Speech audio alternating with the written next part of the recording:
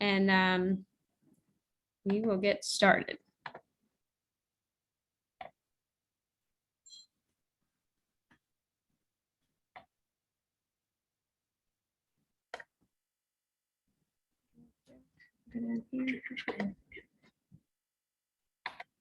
There we go.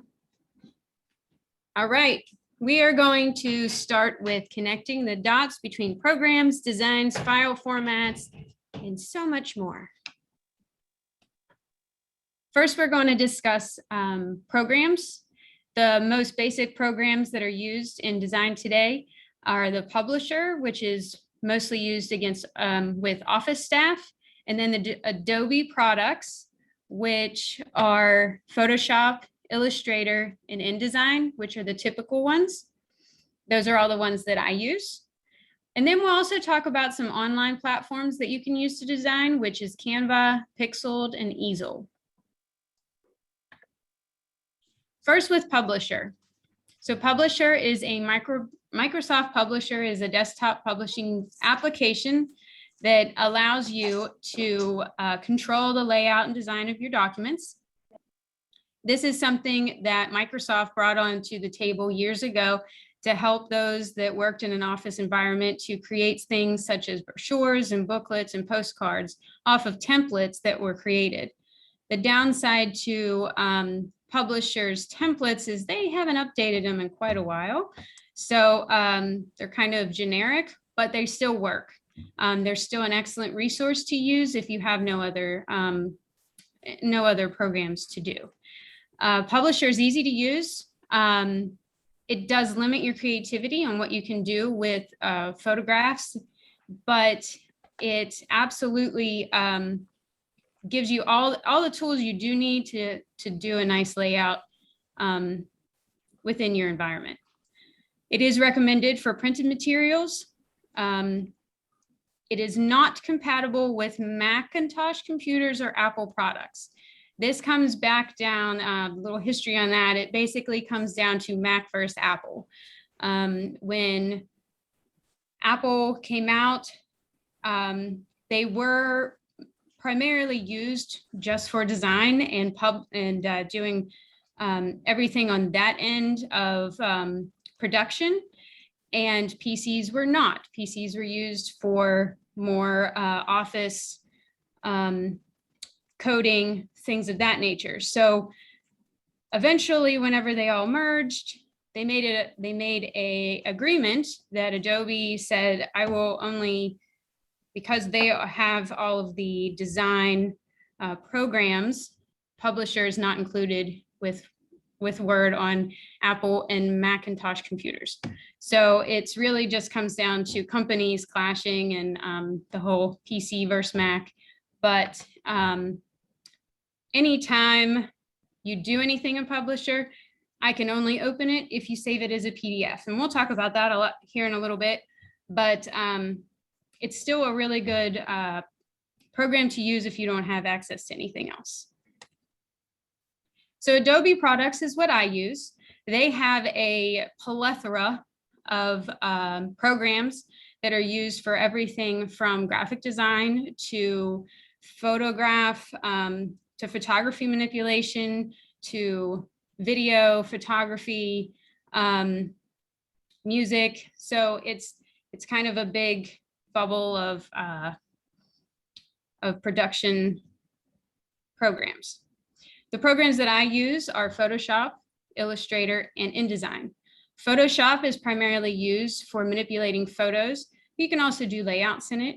Illustrator is primarily used for graphics, like any time that you have logos or anything that has non-realistic photographs. And InDesign is used for layout. There's not much photo manipulation, or there's limited control over illustration, but that's why you do that in Illustrator or Photoshop. Those three products and all Adobe products talk to each other really well, meaning that you can copy and paste within every single, within all three of these I can copy something in Illustrator and paste it in Photoshop or InDesign. So they talk to each other really well. And that's why those three are always primarily used together. So these are the applications that I use. They are available for both Mac and PC users. They're not as expensive as they used to be because now it is cloud-based. And so you can really pick and choose the things that you need. If you are seeing that you're doing a lot of layout within your office, I do recommend looking at it and seeing if that's something that your office could utilize. There is a steep learning curve with it, but definitely worth the climb if you learn how to use it. So some of our web-based programs are Canva, Pixled, and Easel. These are all resources that you can find online that you can get for free or for a very small subscription. Some of them, the subscriptions are only maybe $7 or $8 a month, but you can also do a lot with just the free versions. Canva is the most popular right now. It's the one that I see used across the board with everyone in the diocese. It is fantastic, but I am finding things that that aren't working so well. And that comes whenever things are created in Canva and then saved for me to print. They're pixelated, they're not saved at a very high resolution. After review, I think it comes down to the free version versus the paid version. And also a lot of Canva products are best used for social media or online. So I'm going to open that up in a little bit and kind of look at it and show you some things. Hopefully that'll help you navigate through everything. But all three of these websites offer fantastic modern layouts that are eye-catching. They're well designed, and I strongly recommend these opposed to just your general publisher old templates. Let's see. So Canva can do a lot of different templates, anything from Facebook ads to flyers and brochures. Easel is similar to Canva as it can use all the same templates, or not the same templates, but it uses templates that you can use in social media. You can use it with video and production and any kind of printed media. Pixeled, however, is only for social media or web-based creations. Most of their templates were all for like maybe your Facebook button, a Facebook ad, or a Twitter header, or things of that nature. So if you're looking just to do something fun and easy for your social media post, Pixeled is a good one to look at. Again, all of these you can do for free. However, if you want more options and more higher resolutions, you will have to pay for a small subscription. But like I said, I think most of them are right around $7 or $8.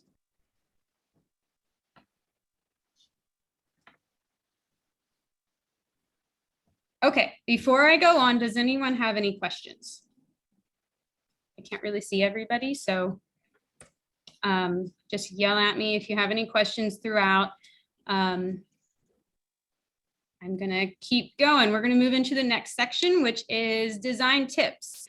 I did this a few years ago at a PACE conference. I guess it's been almost 3-4 years ago now that I did this one, but I thought it was really good, and it can really help everyone to see it again.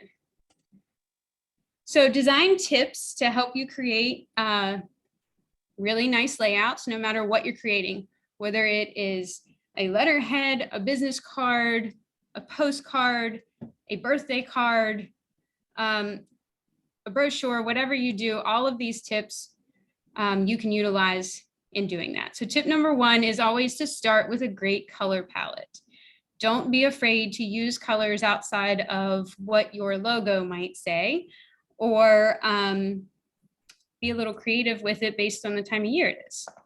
So if you ever noticed a good design, it's very colorful, and that's no accident.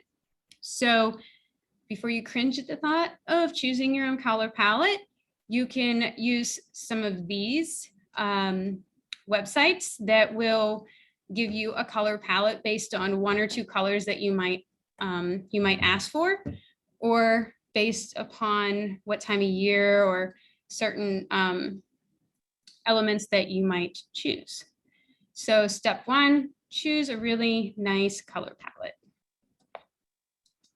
Tip number two, the next two tips are two of my favorite tips because I think they're most important. And the first one is don't get carried away with fonts. So it says for fonts, hey, limit your fonts. So you want to make it look fantastic by not having more than 3 fonts. I suggest having one font that is sans serif, which means it doesn't have the little feet, and one font that it has a serif font.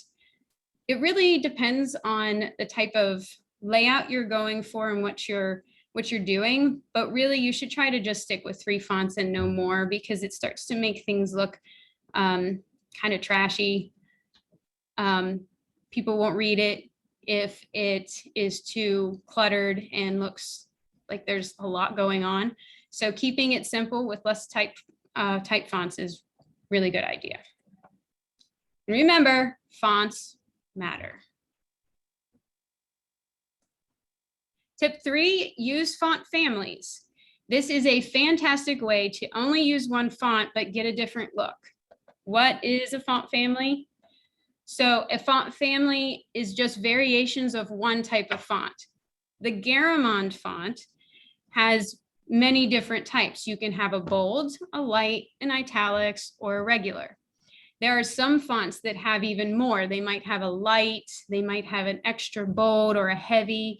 So fonts like that give you a large range of how you can use it throughout your document without using a bunch of different type fonts. So I always recommend looking for a font family where you will have those options. So Futura is another great one that has a lot of options. As you can see, it has a light, a book, medium, bold, and extra bold, and then all of them have it in what they call an opaque, which is actually just italicized. And Futura is a great example of a sans serif font, so it doesn't have feet. All right, tip number 4. I know a lot of people do this, and I cringe a little bit when I get a lot of text for something, because white space is so important. If you don't have white space, people will not read it. It is better to say less that means more than try to cram a bunch in that people will not want to read because it's too much. So believe it or not, white space is good. Sometimes less is definitely more. Here is a perfect example. The first, on the left, you'll see the before classroom newsletter that was just chocked full of stuff, and it had a large type font, and it didn't look just looked overwhelming. The second one, a little bit better formatting. They made the font a little bit smaller, add a little bit of the white space, and now it looks more inviting. It looks like I might want to sit down and actually read those sections. So white space is very important to break up your space, break up your text, and just make it more inviting. Apple does an excellent job with this. They've been doing this for years and years, and it works. Sometimes you don't have to say a lot to get your point across. If someone wants to learn more, give them a website or somewhere to learn more about whatever you're talking about. That way, tell them what they need to know, let them learn more if they want to. So white space is your friend. It's simple, it's powerful, and it's effective. Give it a try. Tip number 5, align your objects. So proper alignment gives your design a sophisticated and professional look. So although centering something is one way to align everything, keep making sure that everything is left aligned or right aligned or both, just as long as there is some sort of grid that you're following to make it look like it wasn't an accident or that you didn't just throw it on the page. Here are some examples of that. The first one is a center alignment. The second one is a left and a right alignment at the bottom.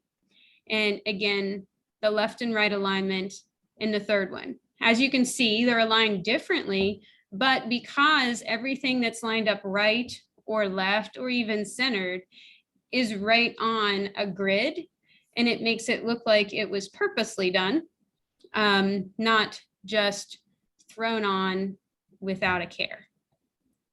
So alignment is very important.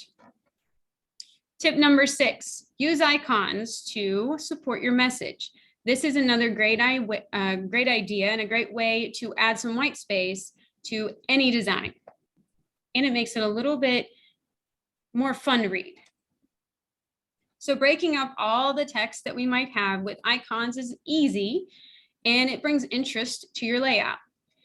When I say icons, it could be anything from a thought bubble to maybe a cross or a school building or something of that nature.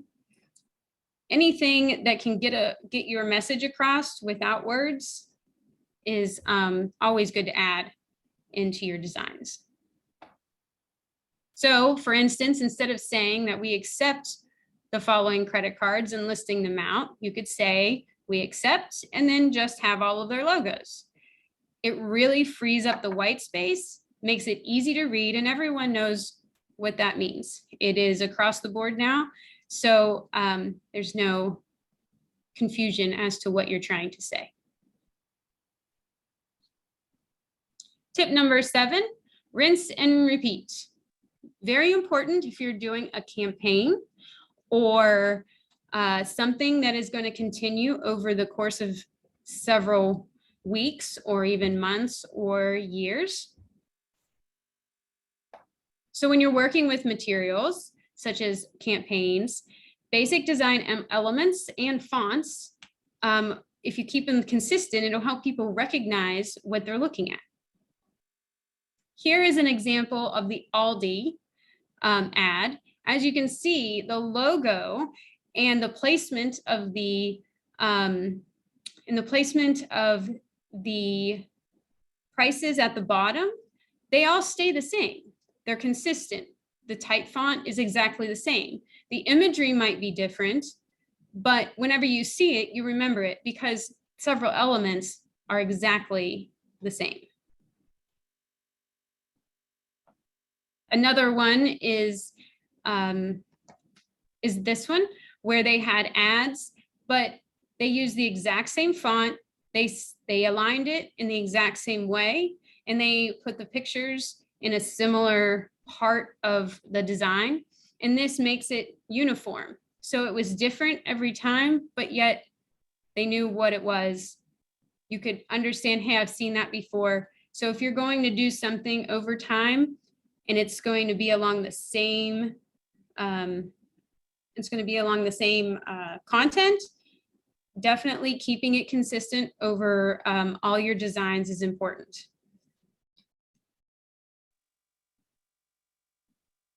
Tip number 8, take advantage of contrast. So think about it. Andre the Giant is a very contrast to most people because he's so much taller and bigger than everyone else. The green umbrella will always stand out amongst the crowd.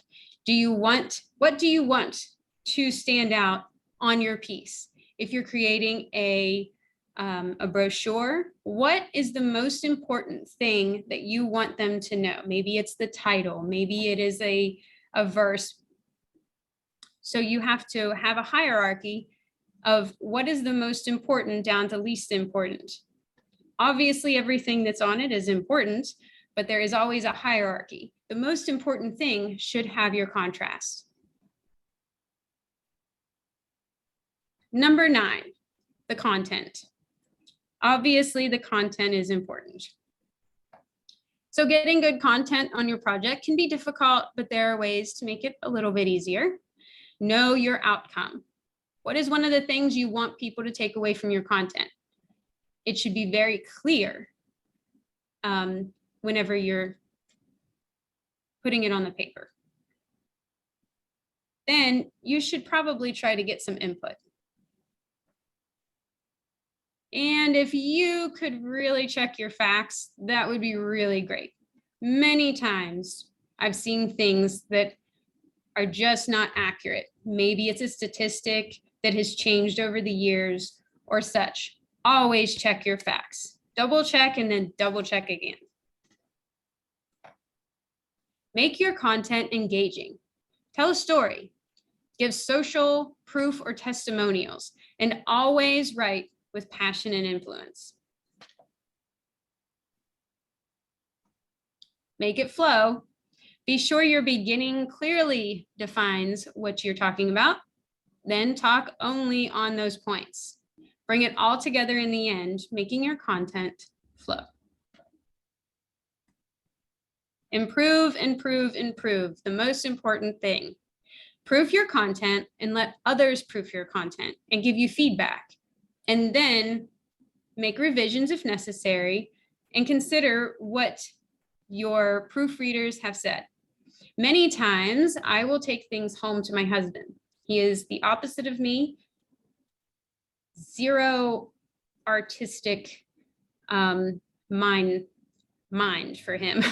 So visually, not his strong suit, which is why I take it home to him. Because if I take something home to him and he looks at it and he doesn't understand what I'm trying to say within my design, then that's not good.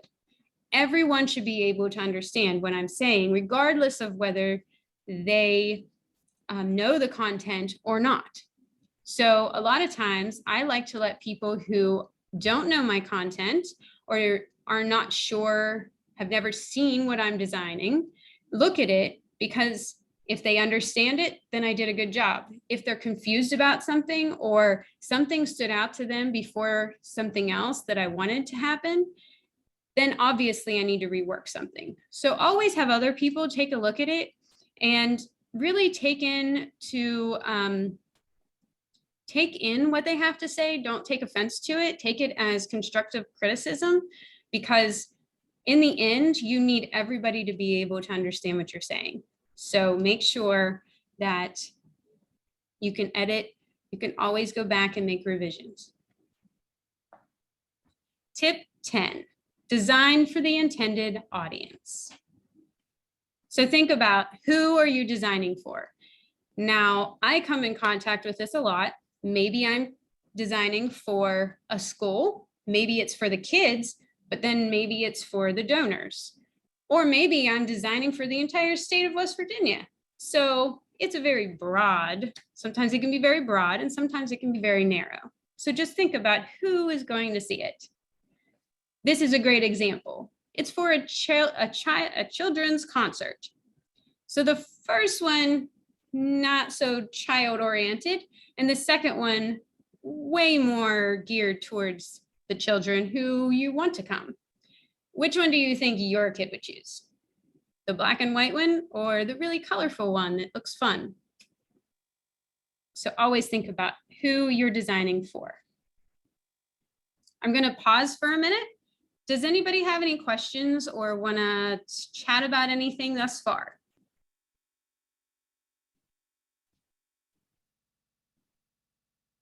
Okay, I will continue.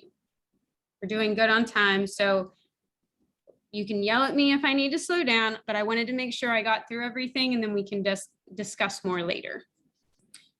So last year when I did my presentation, it was on file formatting and file how to save your files in the best way. So that is what we're going to kind of talk about next. I slimmed it down a bit to only the parts that I thought that were most important. So does this file or does this format make my file look big? So what is a file format? A file format is the structure of a file that tells a program how to display its content. For example, a document saved as a .doc file is best viewed in a Microsoft Word because that is the program that it came from. Even if another program can open the file, it may not have all the features that it needs to display the content correctly. But why do I need to know about file formats? It seems like really boring to most people, but I get super excited about it. It's a design thing. Understanding file formats will help you create and share your content correctly. It will also help you to avoid corrupt file formats and that might contain any viruses. So for example, most print shops require you to send your project as a .pdf or a .eps file. Creating and sending the correct file format is essential to making your print job look correct and be at the best it can be. If you don't have the correct format, the print shop will not be able to print your project, or your print job will come out really bad. If you send them a low-res JPEG and ask them to print it at a large size, they can do it, they can print it, but it will look not good. So understanding the file formats is really important when you're printing and when you're saving online. So first, we're going to talk about what is up with the zip file. So most people probably already know this, but I'll just kind of breeze over it real quick. So a zipped file is when you compress multiple files into one file. This is the best way to get multiple things sent in one email. Instead of sending a whole bunch of files in one email, you can zip it up and you can send it all as one. On a Macintosh computer, this is called compressing, but they still have the .zip extension.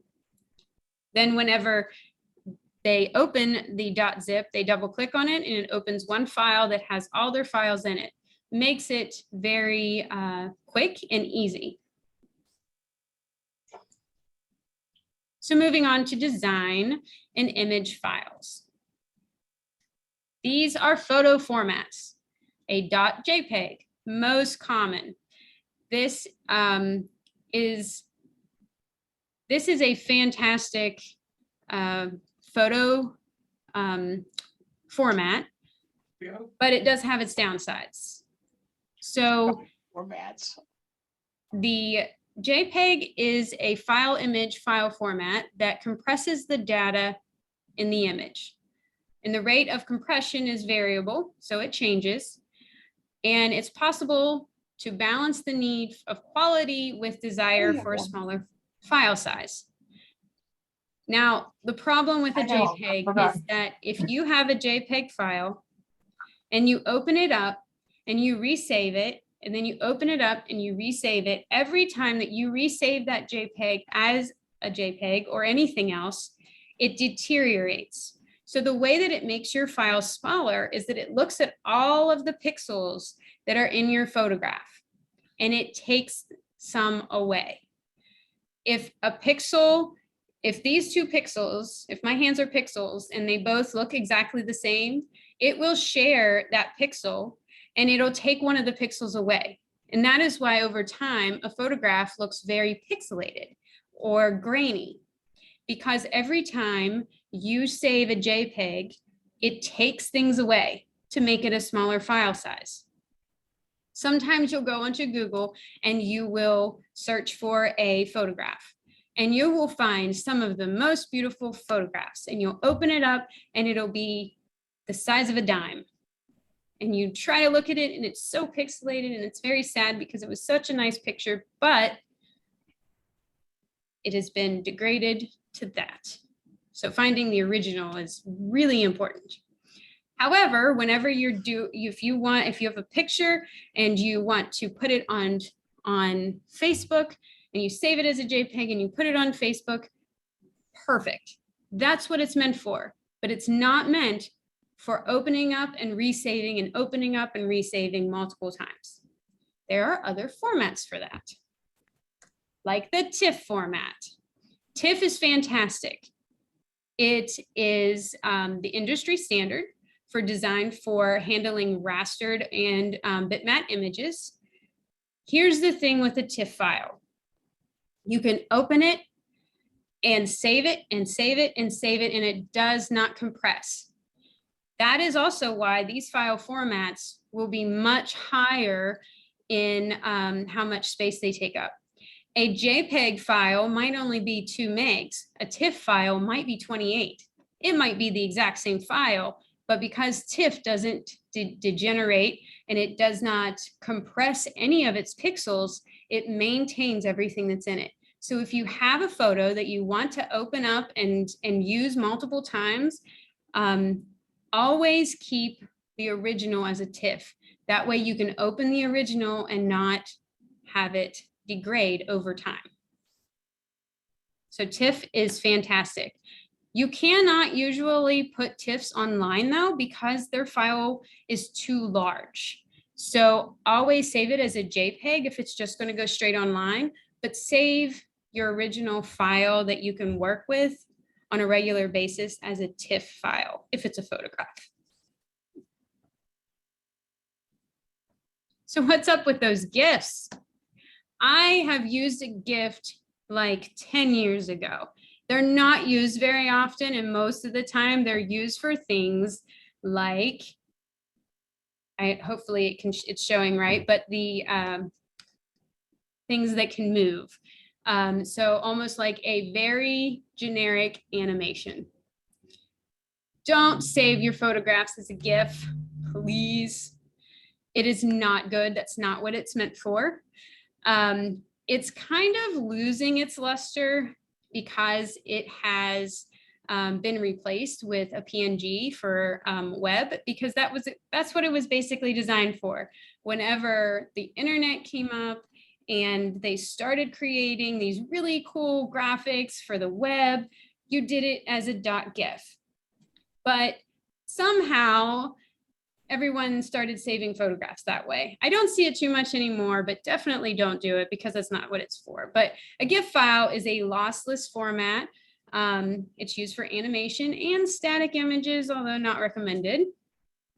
It's only an 8-bit color image, so it's meant for the web. It's not meant for printing, it's meant just for the web. GIF files are the smallest of the 4 because they are always reduced to only 256 colors, always. So you can have this really fantastic picture, but once you save it as a GIF, smash down to 256 colors, which you think is a lot, but it's not really in the grand scheme of it. If you're working with small graphics, banners, charts, buttons, GIFs are good for web. But if you're doing anything on large scale, definitely stay away. Stay away from this one. PNGs. PNGs are very important. They are fantastic. They are a raster graphic file format that supports lossless data, kind of like the GIF, except they don't reduce to so many colors. It is really a replacement for the GIF. I think GIF will die soon, but it hasn't yet. So choosing a PNG when you need a small file that maintains its original quality. PNG files support millions of colors, varieties of degrees, and do transparency. That's the most important thing.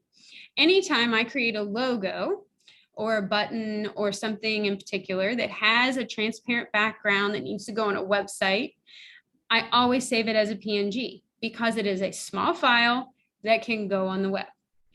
TIFF files that we just talked about can also save as a transparent, but the file sizes, again, are really high. When you do anything on the web, the file sizes need to be low so that the websites will load faster and easier. PNGs, if you're going to need anything with a transparent back, PNGs are the best.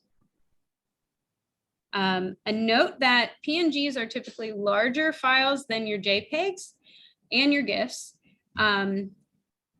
but in the grand scheme of things, they're still a better option, even if they're a little bit bigger than what a JPEG or a GIF. They'll maintain their look. So when should you use these file formats? This is a very important one. So if you do come back to this lesson, definitely print this out.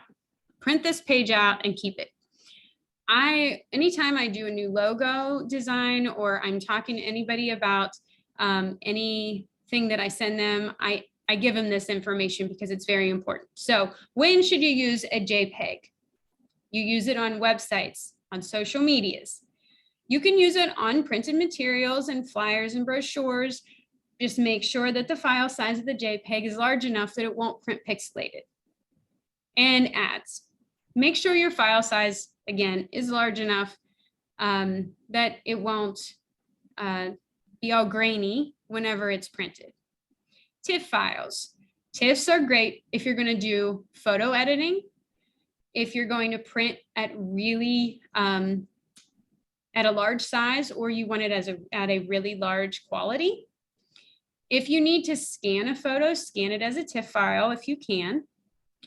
And if you want a transparent, TIFFs are fantastic. Now, most of the time, if you save as a TIFF file, there is a button that you have to click if you want to maintain the transparent background. If not, it'll put a white background behind it, just like a JPEG.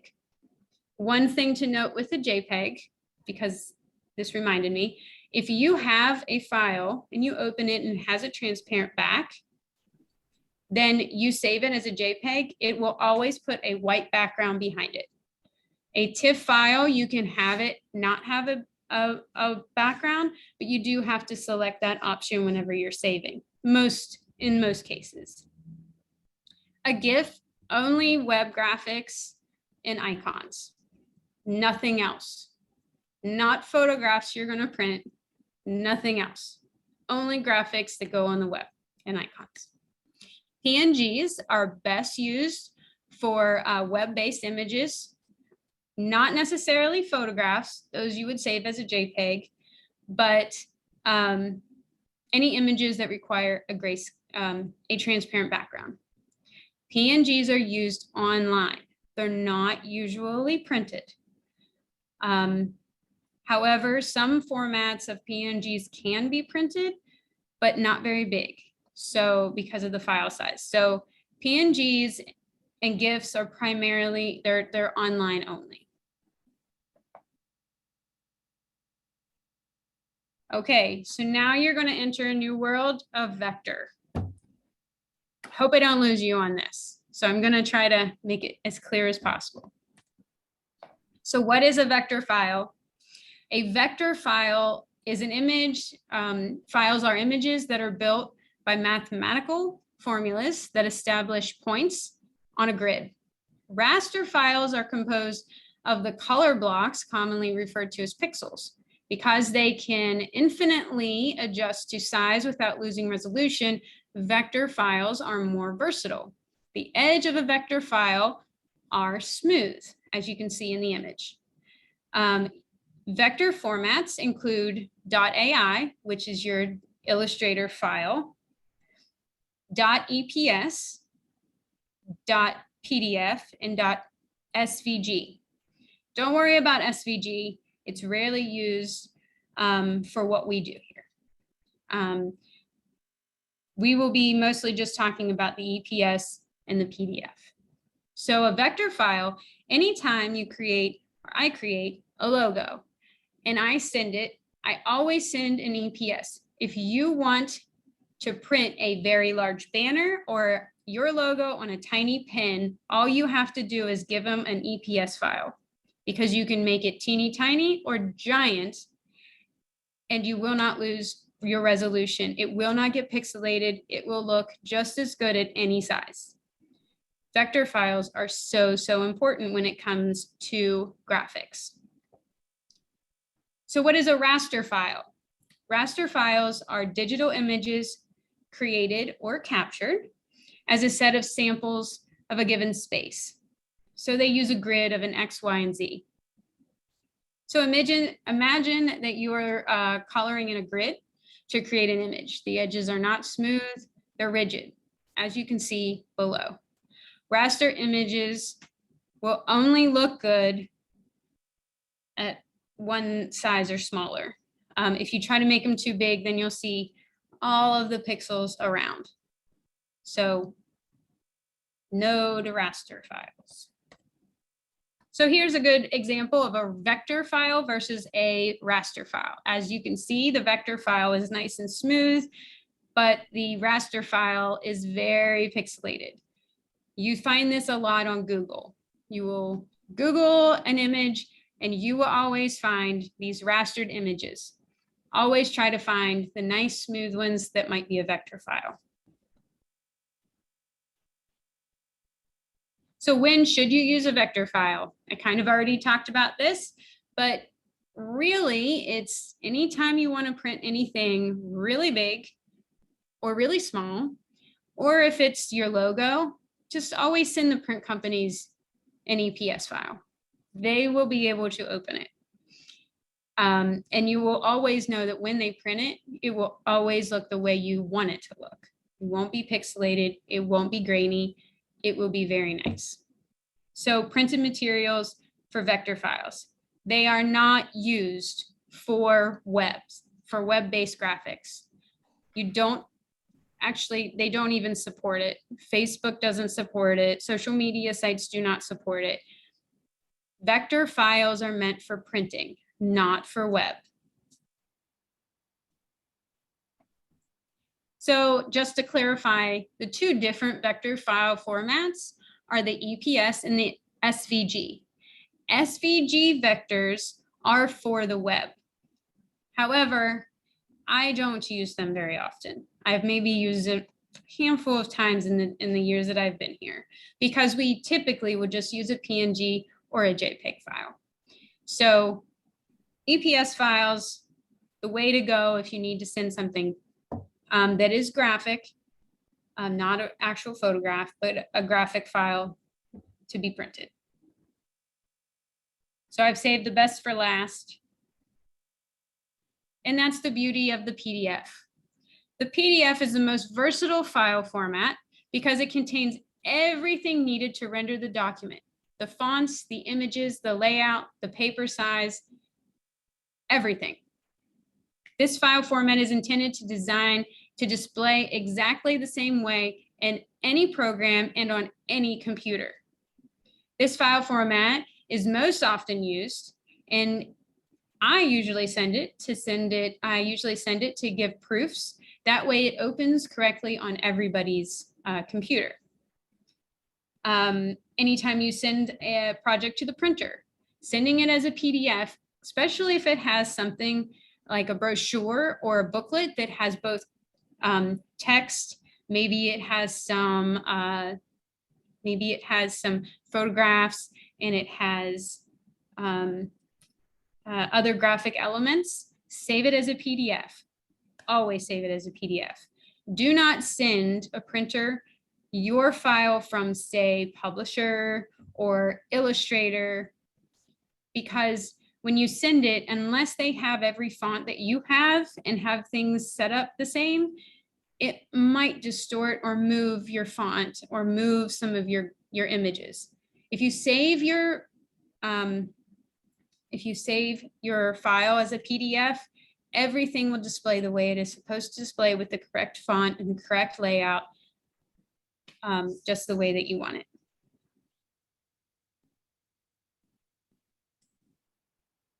So why PDF?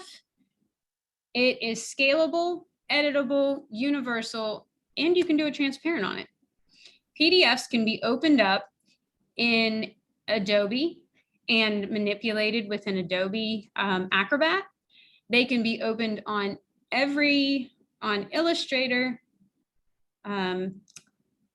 InDesign, Photoshop, Publisher, it's the perfect one. So if you are not sure what you should do, always save as a always save as a PDF, because it is the best. Okay, so now that we've talked about that, do you have questions about file formats? I know that was a lot. What we are recording, so you can always go back and look. We're going to open it up to, I'm just going to go over just a few good and bad designs, starting with this page. Some people might look at this and say, oh, that's crazy. I'm not sure. Is it good or is it bad? So this is actually a very good design.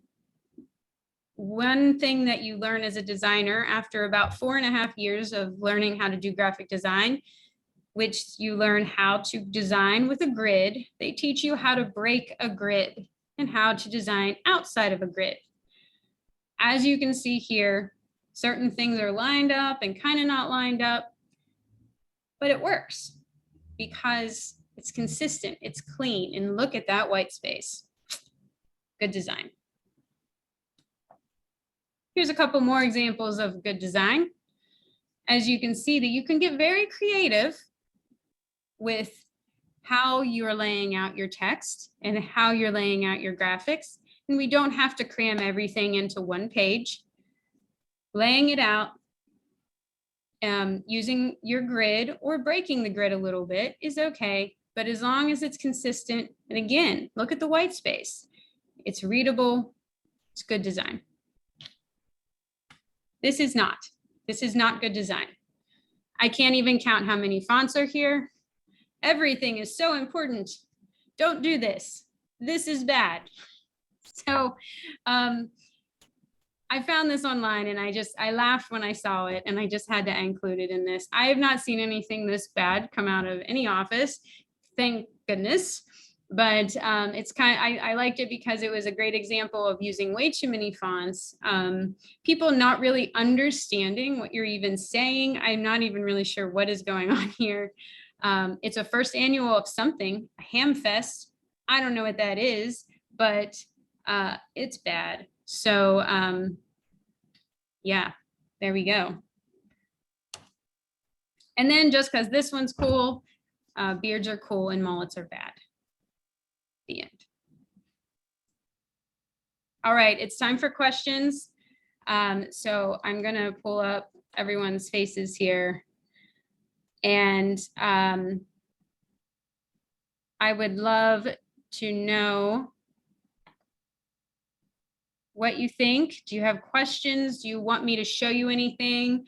I was going to pull up some of the websites that you can use. Would you like me to do that? Yay, nay, thumbs up to those 4 that I can see. Yeah, okay.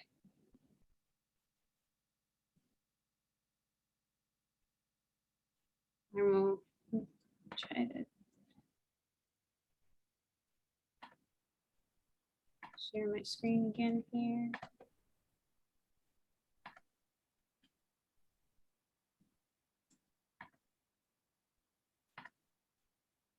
Okay, so first we will go to Canva. If they don't let me.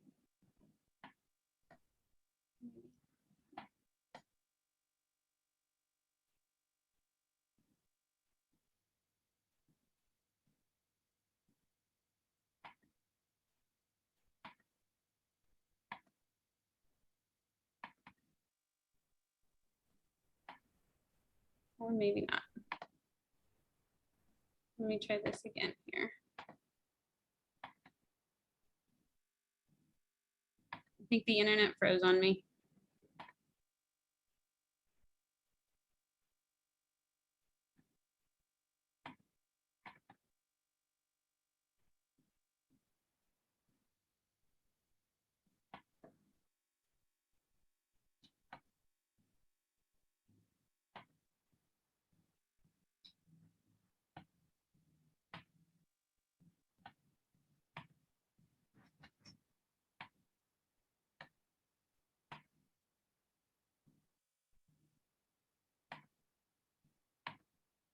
Well, I would love to show you, but I can't get it to come up right now. I'm very sorry about that.